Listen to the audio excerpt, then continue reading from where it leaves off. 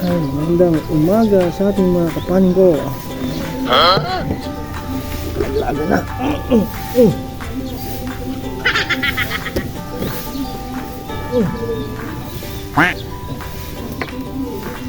Sitaw, tayo sitaw. Sitaw.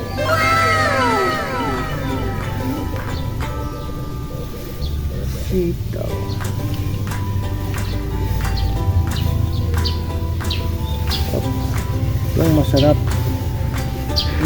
Anong masarap na luto sa sitaw mga kapanin? Hindi nga, comment nga dyan mga kapanin kung anong masarap luluto natin mamaya. Yan namang okra dito, may talong, daon ng kamote, papaya, kalipay. Sabi nga, comment nga kung anong masarap na luto sa sitaw.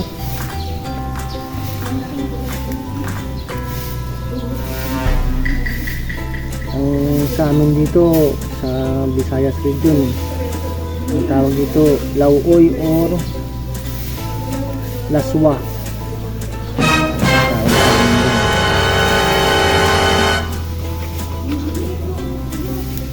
Comment nga dyan kung taga saan kayo at anong tawag ng luto sa inyo.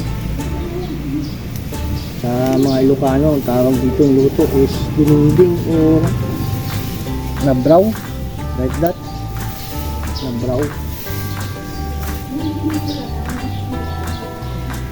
Comment nga dyan mga kapanin kung taga saan kayo, kung anong tawag sa luto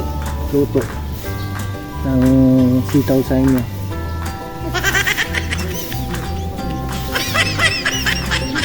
Normal lang dito sa sitaw is adobo eh. Pero sa ibang lugar may mga tawag sa kanyang luto pag sinabawan na. Sa amin kasi sa Bisayaan, lauoy o laswa ang tawag sa amin.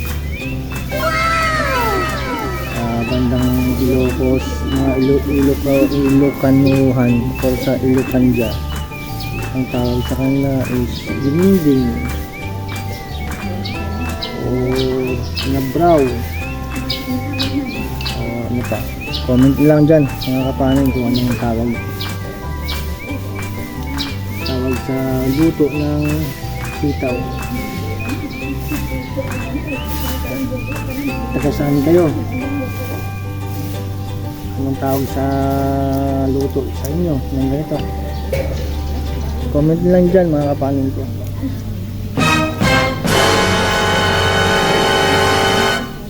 Na-harvest kasi ako doon sa likod.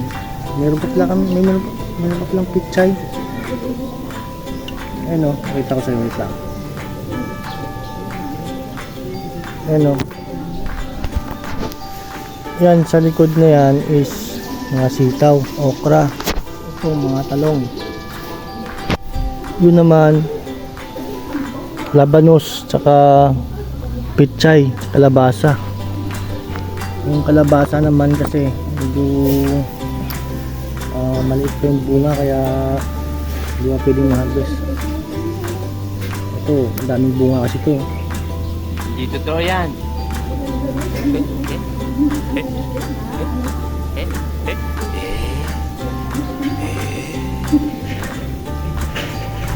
Maganda na kapag meron kang tanim ng gulay. Ano naman, meron kang mauulam ba, Bahala ka sa buhay mo. kasi kung bibilihin mo pa ito, mahal sa palengke ito. Hindi totoo yan. Yung presyo ng gulay tsaka karne ngayon, parehas lang din. Isda, parehas nila.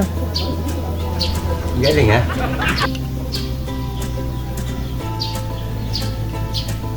Kaya pag gano'n, gulay ganun lang, o kung may mga maluwag-luwag dun sa lugar nyo, may maluwag-luwag na pwedeng pagtaniman, magtanim lang kayo.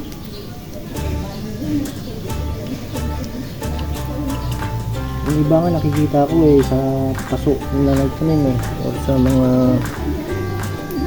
ang tawag yan, yung bote ng Wilkins na malaki. Tapos nalagay na sa rooftop. Hindi totoo yan.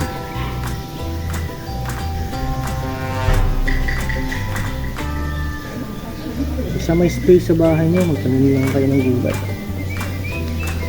Mahal ang bilihin ngayon. Mahal na ang bilihin ngayon, mahal. Mas mura pa yung alak eh. Gago! Gunggong! Parinig Mas mura ang alak kaysa sa gulay. Ginagawa mo!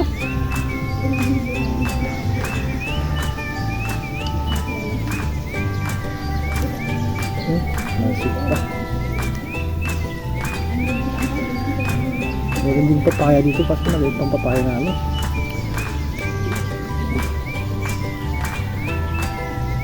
Bunga pa lang. Sarap sa ito pag may papaya.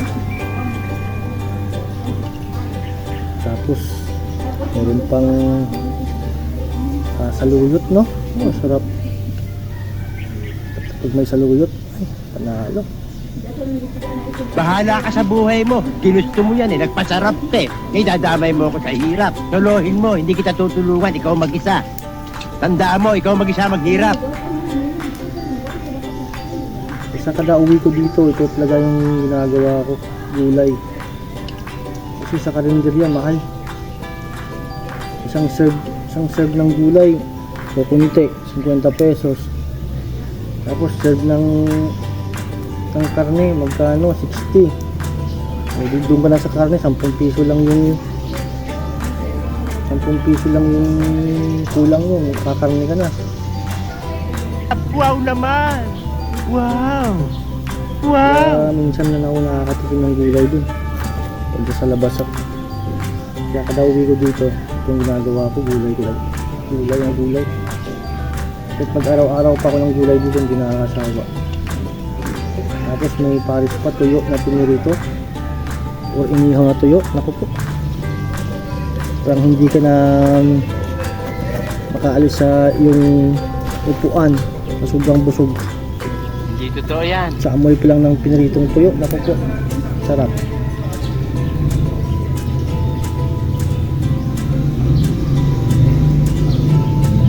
Meron naman dito ang ampalaya, kasi lang malit ko yung bunga eh. Isang piraso lang, dalawang piraso lang yung bunga yun. Kita niyo yan. Yung balag niya, patch cord.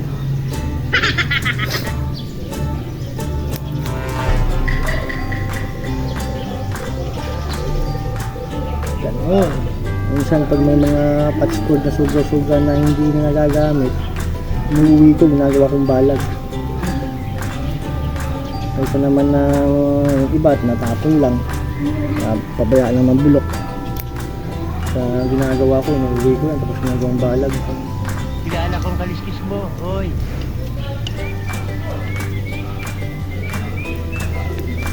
Pwede nga magtanim ng patatas dito o sayote. Magtatanim kami. Lang, minsan parang hindi yata mabubuhay sa warm na lugar. Kasi pagkaalam ko sa malamig lang yan na nabubuhay eh. Huwag mong subukan. Masisira ang buhay mo. Doon sa Buntok Mountain Province, diba? Yung mga labanos doon, lalaki. Ito kalaki yung lalabanos, oh. At nagtatapin lang nila. Hindi totoo yan. Kaya habang meron pang mga lugar na pwedeng pagtataniman sa inyong bahay. At sa lugar niyo, kung saan man kayo, magtanim na kayo ng gulay. Galing ha? Para makamura. Bilan mo lang yung tuyo ko, tapos na. Panalo na. Sana all.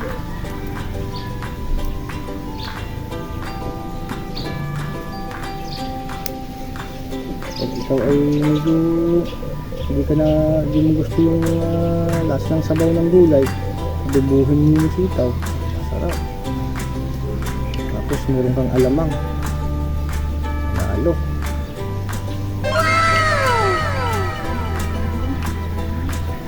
Dito kasi sa lugar namin, sa bago naming inupahan, inipatan namin. Malawak ng taniman dito. Yung sa apartment na kuha namin na paupahan namin dati.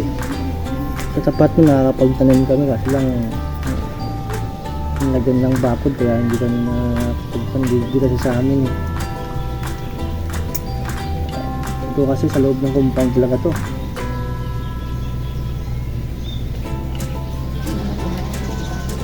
Kaya nakakapagtanim kami. Bola lang yan. Yan, paano malapit na, kukuha ulit ako mamaya din. Malapit na matapos to. Kuha lang ulit ako din mamaya. Kaya sa mga nanood, salamat. Sayang ko naman ng 10 minuto ng inyong oras niyo.